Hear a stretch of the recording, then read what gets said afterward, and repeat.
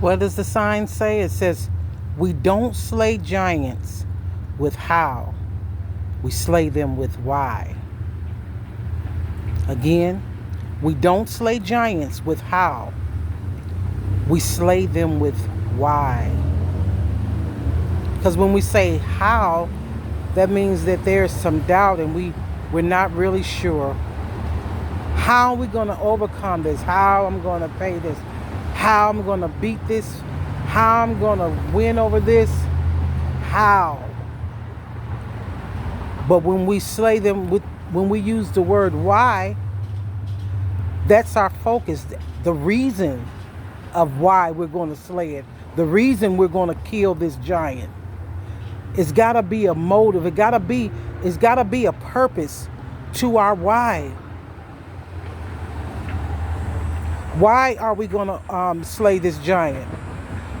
This giant of debt, this giant of not enough, this giant of lack. We slay them with why. It's got to be a reason. I know why I'm going to slay this giant. Because it is God's will that I prosper and be in good health, even as my soul prospers. That's a why. I know why, because God wants me to be well. He wants me well. If I say how, I might not even try to do anything. The man that laid at the pool in the Bible, he was crippled for 38 long years. And I guess every day for 38 years, 365 days. For 38 years. That's a lot of days. He kept saying how. I'm sure he kept saying how. And he never would get up. But when Paul and Peter went over to him, they said, silver and gold have I none, but such as I have, I give unto thee. Take up your bed and walk. His why was, you can walk. That's what the why was about. Why should you get up? Because you'll be able to walk. And then you'll be able to go and do for yourself. Get up and walk. But just think of all those years, for 38 years, he went and said, he kept saying, how? How am I do this? How? And then Peter and Paul answered it with a why, though. Why should you keep trying? Why should you keep trying to make your marriage work? If that's in your heart, why should you keep trying? Is it because I love my spouse? That's why I want to keep trying.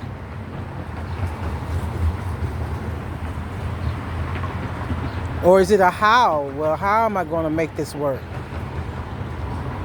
And I'm not saying to encourage anybody to stay with somebody that's abusive. That I'm not trying to encourage. But I'm saying if that's your desire, well then your why. You got to have a good why. A good why as to you wanting to keep going on in your marriage, or you want to keep praying for your marriage.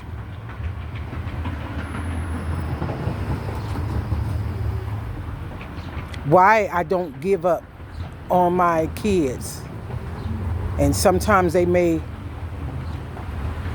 get you to the point where you're just sad about it. Why? It's because you love them. And why? Because God had made them fearfully and wonderfully. And they were gifts to you. That's why. That's why you keep going. When your body hurts real bad, you could say, well, how am I going to do this? How am I going to get up? How am I going to move? How am I going to do this and that?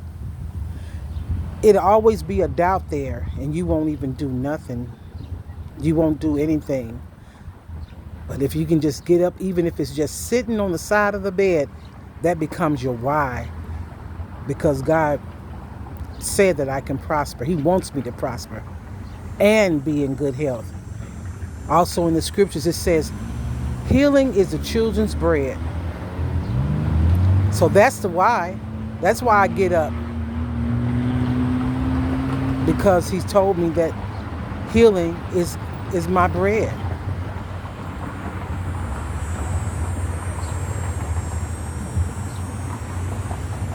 So again, we don't slay giants with how. We slay them with why. What is your why? What is your why?